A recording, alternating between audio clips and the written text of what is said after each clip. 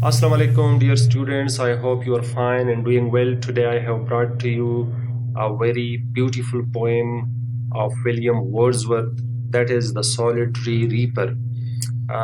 Before going into the introduction of the poem, I would like to introduce the poet with you, William Wordsworth.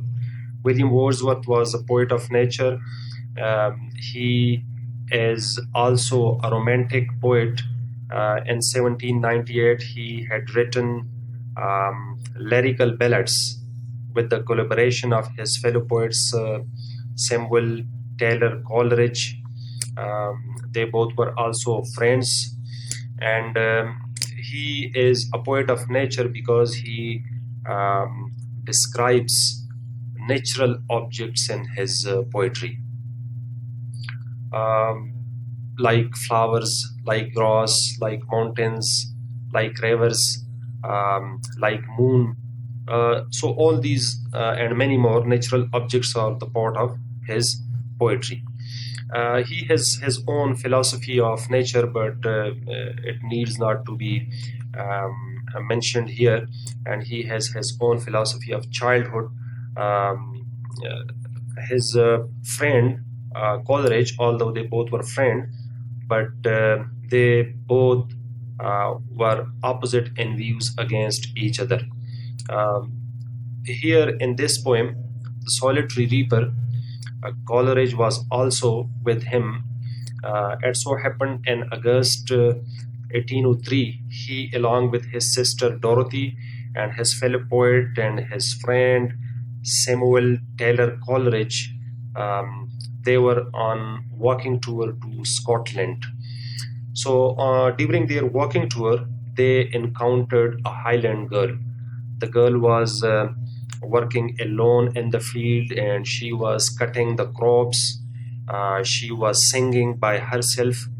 Uh, that natural scene was very interesting scene for Wordsworth. He altogether stopped there and he started watching the girl. But the poet was afraid because other people were also passing by there. He was afraid that the girl might be disturbed by the passerby. Therefore, he urges the people passing by there to watch the girl silently or to pass quietly. And the poet, now the problem was that the voice of the girl was so melodious, so sweet, that Wordsworth compared the voice of the girl to the voice of nightingale or to the voice of cuckoo bird. As you know, that cuckoo was the favorite bird of William Wordsworth. Uh, but the problem was the poet doesn't understand. The poet didn't understand the language of the Highland lass. She was singing in a local dialect, which was not understood by William Wordsworth. Uh, this was the reason that he asks question that will there be anybody who can help him understand the language of the Highland lass. Then he speculates that the girl might be singing about the old battles. It might be the girl might be singing about some unhappy things that had happened to her, or the song might be about some current issues, or it might be about some natural loss or pain. But he concludes at the end that whatever may be the theme of the song, he has nothing to do with the theme of the song. But the song had left an everlasting effect upon the mind of the poet. Uh, After a long time, uh, uh, the poet says that he has not heard such a melodious voice like the girl, like the voice of the girl. As I told you that Wordsworth, along with Coleridge and his sister, had visited uh, Scotland in 1803, and Wordsworth composed this poem in 1805, and he published it after 2 years in 1807. So this is the reason that he says at the end that it had created or it had left an everlasting effect upon the mind of the poet. Now we will switch into Urdu in order to explain the poem. جیسا کہ میں نے کہا کہ William وارڈزورتھ نے یہ poem اس وقت لکھی، اس سے پہلے وہ اور اس کے دوست کولرج اور اس کی بہن ڈورتھی اسکاٹ لینڈ گئے تھے، اور اسکاٹ لینڈ میں وہاں پر وہ واکنگ ٹور پر تھے کہ اچانک انہوں نے ایک پہاڑی لڑکی دیکھی جو کھیت میں کام کر رہی تھی اور گانا بھی گا رہی تھی. تو یہ جو منظر تھا چونکہ ایک نیچرل منظر تھا، اور یہ لڑکی جو تھی ابھی ایک لڑکی نہیں تھی بلکہ ایک نیچرل آبجیکٹ تھی، she was a part of nature. تو ولیم وارڈزورتھ نے جب یہ دیکھا تو وہ بہت زیادہ اٹریکٹ ہو گئے اس لڑکی کی طرف، اور وہاں وہ کھڑے ہو گئے اور انہوں نے اس گانے کو سننا شروع کیا. اور وہ آواز اتنی خوبصورت آواز تھی کہ ولیم وارڈزورتھ نے اس آواز کو نائٹنگیل کی آواز کے ساتھ، یا ککو جو برڈ ہے جو وارڈزورتھ کا فیوریٹ برڈ ہے، اس کے ساتھ تشبیہ دی ہے. اور پھر اس کے بعد ولیم وارڈزورتھ کہتے ہیں کہ یہ جو سانگ ہے اس کی زبان کی سمجھ نہیں آ رہی تھی اس کی، کیونکہ وہ لڑکی جو کوئی کسی لوکل ڈائلیکٹ میں، کسی مقامی بولی میں وہ یہ سانگ سنگ کر رہی تھی. پھر وارڈزورتھ خود چونکہ اس کو سمجھ نہیں آ رہی تھی اس لڑکی کی، پھر اندازہ لگا رہے ہیں کہ یہ گانا جو ہے شاید پرانے جنگوں کے بارے میں ہے، یا ایسی کوئی چیز ہے تلخ جو اس کو ناگوار گزری ہے اور اس کے بارے میں شاید یہ گانا گا رہی ہے، یا کوئی کرنٹ کوئی ایشو ہے، یا کوئی نیچرل لاس اس کو ہو گیا ہے. بہرحال مختلف اندازے وہ لگا رہا ہے جس کے بارے میں وہ یہ کہتے ہیں کہ شاید یہ گانا ان چیزوں کے بارے میں ہے. لیکن آخر میں کہتے ہیں کہ جو بھی اس گانے کا جو بھی اس سانگ کا تھیم ہے اس کے ساتھ اس کا کوئی تعلق نہیں ہے، لیکن یہ حقیقت ہے کہ اس گانے نے اس کے ذہن کے اوپر ایک نہ ختم ہونے والا ایک اثر چھوڑ دیا ہے. اور کافی عرصہ گزرنے کے بعد بھی وارڈزورتھ کہتے ہیں کہ انہوں نے اس لڑکی جیسی سریلی آواز جو تھی وہ نہیں سنی. ابھی ہم پوئم کے انٹروڈکشن کی طرف جاتے ہیں، اور جو انٹروڈکشن ہے پوئم کا وہ ہم آپ کے ساتھ کریں گے. Okay, this is the introduction of Solitary Reaper, William Wordsworth, written by William Wordsworth in April 770. He was born in April 770 and he died in April 1850. Wordsworth, during his walking tour to Scotland in August 1803, along with his sister Dorothy and his fellow poet Samuel Taylor Coleridge, encountered Highland girl reaping and singing by herself. تو یہ Wordsworth نے 1803 میں اپنی ایک بہن اور اس کے دوست سیموئل ٹیلر کالرج کے ہمراہ اسکاٹ لینڈ کے واکنگ ٹور پر گئے 1803 میں. تو وہاں انہوں نے دیکھا کہ یہ لڑکی جو تھی وہ اکیلی کھیت میں کام کر رہی تھی اور فصل کاٹ رہی تھی. The poet was so fascinated by mesmerizing tone of the song and voice of the Highland girl that he stopped there and started watching the girl.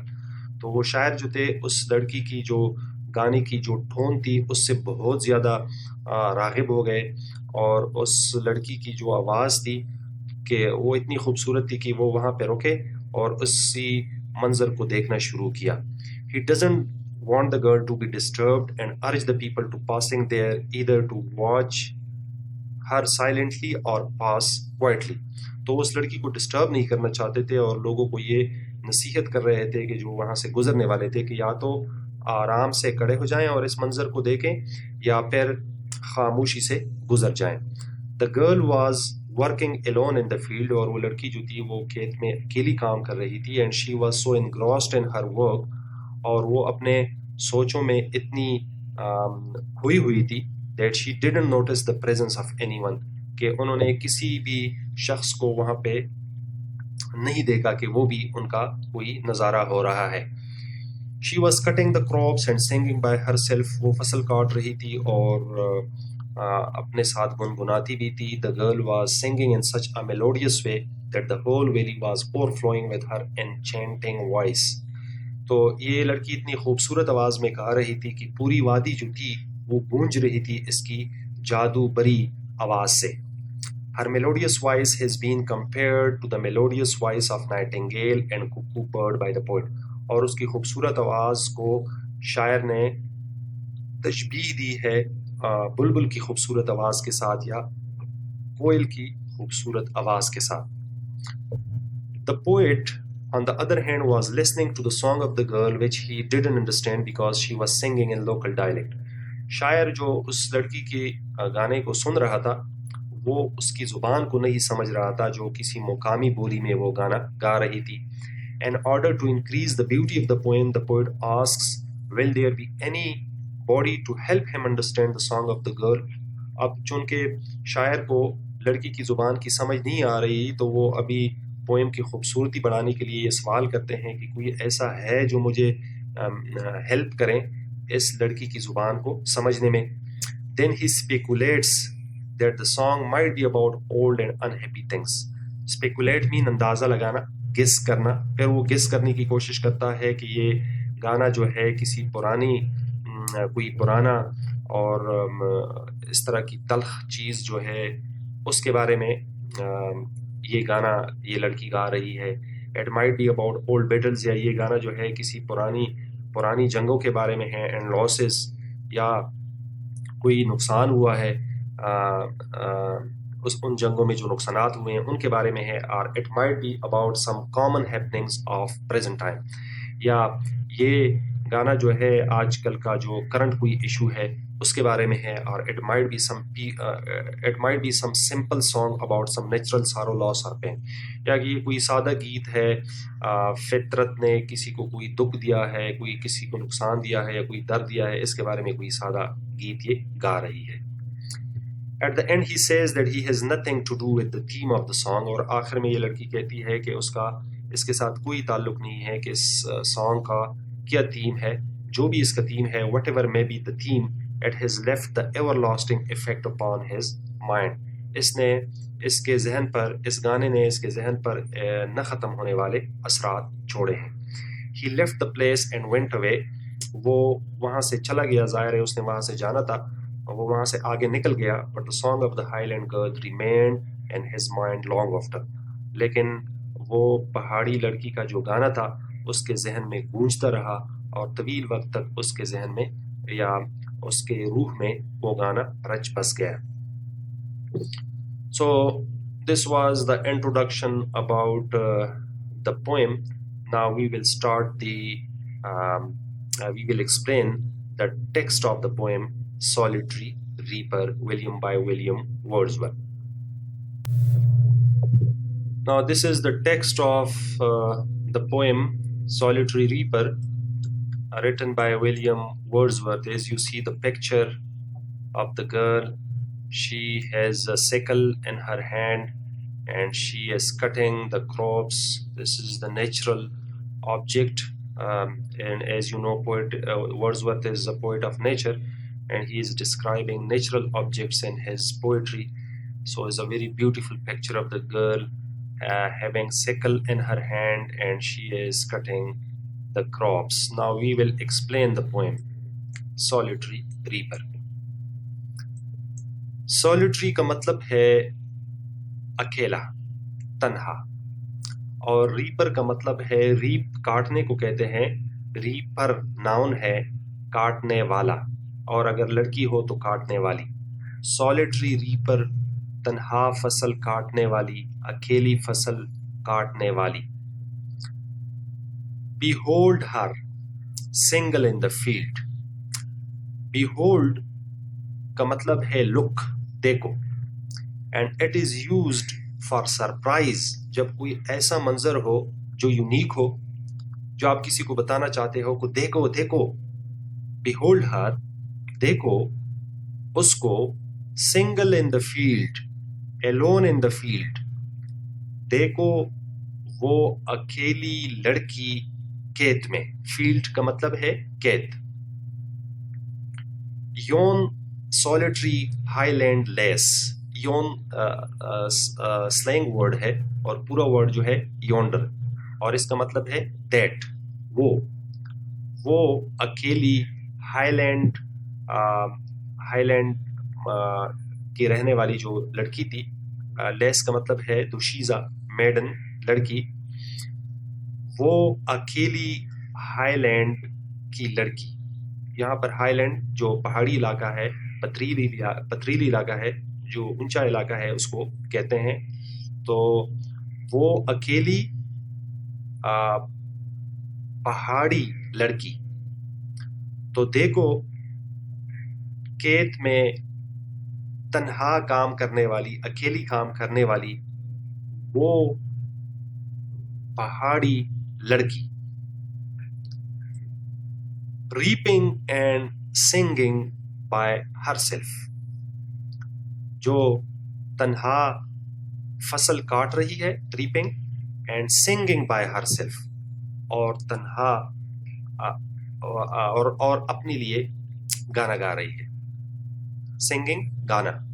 تو سنگنگ بائی ہر سیلف اس کا مطلب یہ ہے کہ وہ انپریٹینشس سنگنگ کر رہی تھی. مطلب یہ ہے کہ وہ دکھاوے کی خاطر نہیں تھی، کسی کو دکھا نہیں رہی تھی، بلکہ اسے یہ پتہ بھی نہیں تھا کہ اس سے کوئی دیکھ بھی رہا ہے، لیکن وہ صرف اور صرف اپنے ساتھ یہ گانا گا رہی تھی.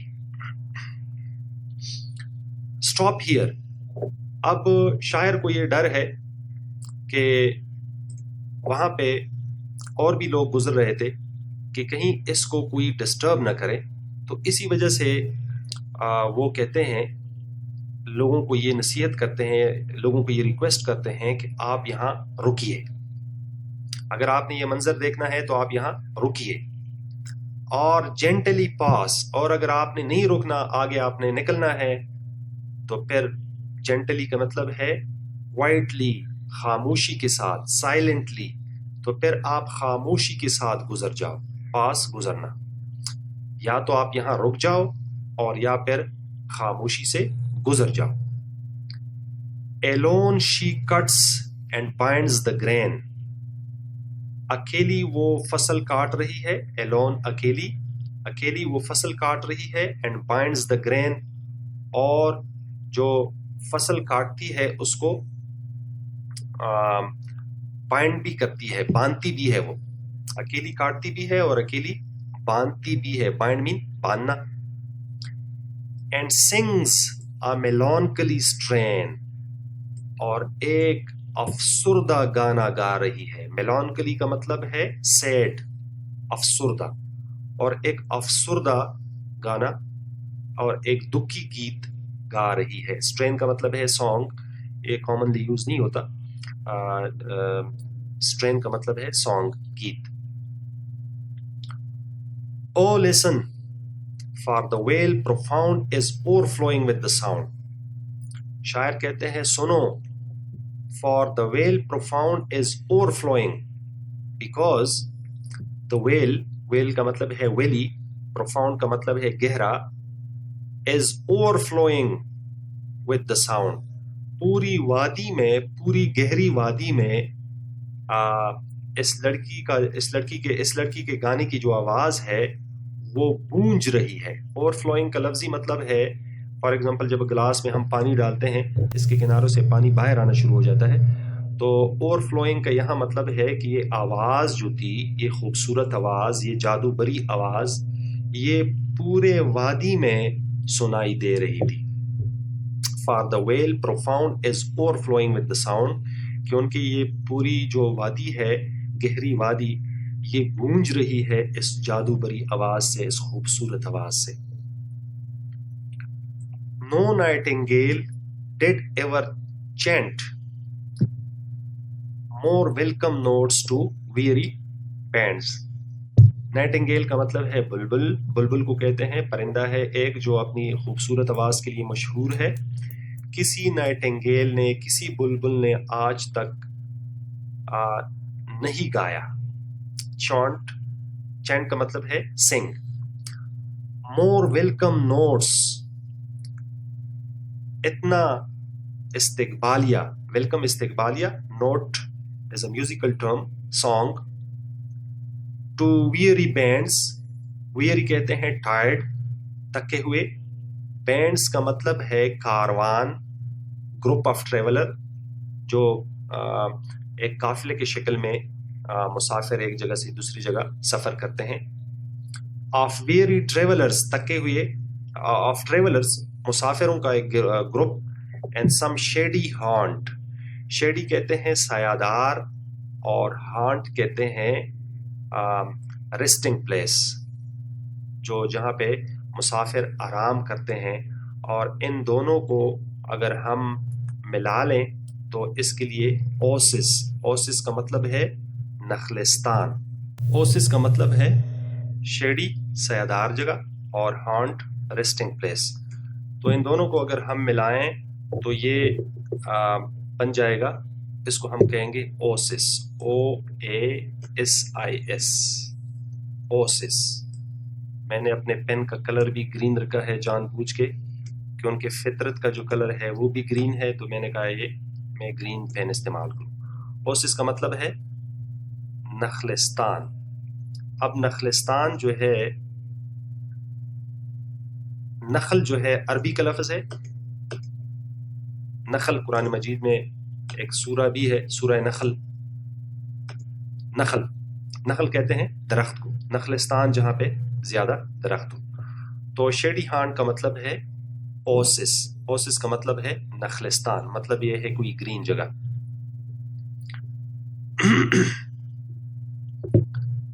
among Arabian saints،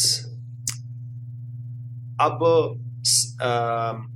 سینڈ جو ہے، سینڈ کو اگر ہم سنگولر لے لیں تو پھر اس کا مطلب ہے ریت، لیکن اگر ہم اس کے ساتھ اس کا اضافہ کریں تو پھر اس کا مطلب ہے صحرا. صحرا، عربین سینڈز عرب کے صحراؤں میں. انگریزی میں بہت سارے الفاظ ایسے ہیں جس کو اگر ہم سنگولر استعمال کرتے ہیں تو اس کا مطلب کچھ اور ہوتا ہے، لیکن اگر ہم اسے پلورل استعمال کریں تو پھر اس کا مطلب کچھ اور بن جاتا ہے. اس طرح فار ایگزامپل آم ہے، ARM، آم کا مطلب ہے بازو، لیکن اس کے ساتھ اگر ہم اس استعمال کریں تو پھر اس کا مطلب ہے اسلحہ، آرمز. تو اس طرح بہت سارے الفاظ ہیں. اب یہاں پہ شاعر جو ہے اس لڑکی کی آواز کو نائٹنگیل سے تشبیہ دیتا ہے، اور وہ کہتا ہے کہ کسی نائٹنگیل نے، کسی بلبل نے آج تک ان تکے ہوئے مسافروں کے لیے جو اتنا خوبصورت گایا، اتنا خوبصورت استقبالیہ گیت نہیں گایا ہوگا جتنا کہ اس لڑکی نے ابھی گایا ہے یا گا رہا ہے، گا رہی ہے. اور یہاں پہ جو ورڈزورتھ ہے، یہ اس کی جو کمپیریزن ہے نائٹنگیل کے ساتھ اس لڑکی کی آواز کا، وہ یہ ہے کہ چونکہ آپ کو پتہ ہے کہ صحراؤں میں مسافر، جو عرب کے صحرا ہے وہ بہت مطلب یہ ہے کہ ان کی لمبائی جو ہے وہ بہت زیادہ ہے، اور مسافر کئی دنوں تک کیمل کے اوپر اپنا بیٹھ کے قافلوں کی صورت میں وہ ایک جگہ سے دوسری جگہ سفر کرتے ہیں. کئی دنوں کے بعد، کئی دنوں کی تھکاوٹ کے بعد، اور وہاں سورج کی تپش بھی بہت زیادہ ہوتی ہے، صحرا میں پیاس بھی لگتی ہے، اکثر یہ بھی ہوتا ہے کہ خوراک کا جو رسد ہوتا ہے وہ بھی ختم ہو جاتا ہے. اور ایسے میں اگر کوئی نخلستان یا اوسس یا کوئی اس طرح کی درخت نظر آئے جہاں پہ وہ سایہ دار جگہ ہو، تو وہ منظر جو ہے ان کے لیے بہت زیادہ ویلکمنگ ہوتا ہے. اور ایسے میں یہ تھکے ہوئے مسافر جو ہیں، ان میں اکثر ایک سنگر ہوتا ہے جسے ڈیزرٹ سنگر کہتے ہیں، اور رات کو جب ادھر پڑاؤ کرتے ہیں تو محفلی موسیقی ہوتی ہے، اور وہ جو ڈیزرٹ سنگر ہے اس کی آواز بہت خوبصورت ہوتی ہے، جس کی وجہ سے ان مسافروں کی تھکاوٹ جو ہے وہ دور ہو جاتی ہے رات کی محفل موسیقی میں. چونکہ وہ آواز اتنی خوبصورت ہوتی ہے ڈیزرٹ سنگر کی کہ ورڈزورتھ کہتے ہیں کہ یہ کہا جاتا ہے کہ ان کی جو آواز کی خوبصورتی سے مسافر تکیا کیملز کی تھکاوٹ بھی دور ہو جاتی ہے. لیکن ورڈزورتھ یہاں کہتے ہیں کہ نہیں، اس لڑکی کی جو آواز ہے وہ بھی جو بلبل کی آواز ہے صحرا میں جب مسافر سفر کر کے آتے ہیں، اور وہ جو بلبل کی آواز ہوتی ہے نخلستان میں، اوسس میں، تو وہ اس سے بھی کہیں زیادہ اس لڑکی کی خوبصورت آواز ہے. Yeah, a voice so thrilling never was heard in springtime from the cuckoo bird. या ऐसी खूबसूरत आवाज़, थ्रिलिंग, ऐसी खूबसूरत आवाज़ कभी नहीं सुनी गई इन स्प्रिंग टाइम, मौसम बहार में, फ्रॉम द ककू बर्ड, कोयल से. कोयल की कू, मौसम बहार हो और कोयल की कू हो तो वो एक अपना एक खूबसूरत मंजर होता है. लेकिन शायर कहता है कि मौसम बहार में कोयल से भी इतनी खूबसूरत आवाज़ नहीं सुनी गई. जब कोयल गाती है, breaking the silence of the सी, समंदर की सुकूत को, समंदर की खामोशी को चीर कर, अमंग द फॉरदेस्ट हेब्राइड्स, दूर हेब्राइड्स के जजीरों में. Hebrides is the collection of almost 500 islands. ये तकरीबन स्कॉटलैंड में तकरीबन 500 जजीरे के मजमूए को हेब्राइड्स कहा जाता है. तो हेब्राइड्स के इन जजीरों में समंदर की खामोशी को चीरने वाली जो आवाज़ है कोयल की, इससे भी खूबसूरत आवाज़ इस लड़की की है जो हाईलैंड गर्ल है और अकेली खेत में काम करती है. अब शायर को यहाँ पे इस लड़की की जुबान की समझ नहीं आ रही है और ये कहते हैं, will know one tell me what she sings. क्या मुझे ये कोई बता सकता है कि ये लड़की क्या गा रही है. परहैप्स द प्लैनेटिव नंबर्स फ्लो, शायद, परहैप्स शायद, प्लैनेटिव नंबर्स, प्लैनेटिव कहते हैं सैड, अफसुर्दा, शायद ये कोई अफसुर्दा गीत गा रही है. नंबर ये म्यूजिकल टर्म है, मतलब ये है सॉन्ग. शायद वो एक अफसुर्दा गीत गा रही है. For old unhappy for of things, और ये गीत जो है किसी पुरानी चीज़ों के बारे में है. अनहैप्पी या कोई पुरानी नाखुशगवार चीज़ कोई गुजरी है तारीख में और ये गाना शायद उस चीज़ के बारे में है. For of things, for of कहते हैं दूर, और ये गाना शायद किसी स्टोन एज में, किसी नामालूम तारीख में कोई हादसा पेश आया है, कोई वाक़या पेश आया है और इसके बारे में शायद ये गाना है. एंड बैटल्स लॉन्ग एगो, या ये गाना जो है शायद पुरानी जंगों के बारे में है. और as it some more humble ले, या ये गाना जो है शायद, हम्बल कहते हैं सिंपल, सादा, ले कहते हैं सॉन्ग. ले वैसे कहते हैं अल्फाज का जो ज़ेर व बम होता है, इसको कहते हैं, लेकिन यहाँ पे सॉन्ग हम मतलब लेंगे. या ये एक सादा गीत है, फेमिलियर मैटर ऑफ टुडे, या ये कोई करंट इशू है, मौजूदा हालात के बारे में ये कोई गाना गा रही है. सम नेचुरल सारो, या नेचर ने उसको कोई दुख दिया है, लॉस, कोई नुकसान पहुंचाया है फितरत ने इसको, और पेन या कोई तकलीफ दी है, इसके बारे में शायद ये गाना गा रही है. That has been and may be again, और ये इसके साथ ये अभी हो रहा है और आइंदा भी होगा. तो शायद जो है वो इस लड़की की सॉन्ग की जो थीम है वो उसको समझ नहीं आ रही, क्योंकि वो ज़ुबान जो थी उसकी लोकल ज़ुबान थी, लोकल डायलेक्ट थी, लोकल मुकामी ज़ुबान में, वो मुकामी बोली में वो गाना गा रही थी, जिसकी वजह से शायर को इसकी समझ नहीं आ रही थी. What ever the theme the मेडिन सिंग. अब शायर कहते हैं कि इस गाने का थीम जो भी था, जो ये दुशीज़ा, मेडिन का मतलब है दुशीज़ा, दुशीज़ा का मतलब है अ यंग अनमेरिड गर्ल. ये दुशीज़ा जो गाना गा रही थी, इसका थीम जो भी था, as if her song could have no ending, और मुझे यूं लग रहा था कि इसके गीत की, इसके सॉन्ग की कोई एंड नहीं थी, कि उनकी ये नेचुरल आवाज़ थी, इसी वजह से इस सॉन्ग की कोई एंड नहीं थी, इसका कोई इख्तिताम नहीं था. ये गाना गा रही थी. आई सा हर सिंगिंग एट हर वर्क, और मैंने उसको गाते हुए देखा, और मैंने उसको काम करते हुए, गाते हुए देखा. वो काम भी कर रही थी और गाती भी थी. And over the sickle bending, sickle कहते हैं दरांती को, बेंडिंग झुकी हुई थी वो, और अपनी दरांती के ऊपर वो झुकी हुई थी, वो लड़की अपनी दरांती के ऊपर झुकी हुई थी. आई लिसन्ड, मैंने सुना, उधर मैं सुनता रहा, मोशनलेस एंड स्टिल, और मैं वहाँ साकिन खड़ा रहा और सुनता रहा उसके गीत को.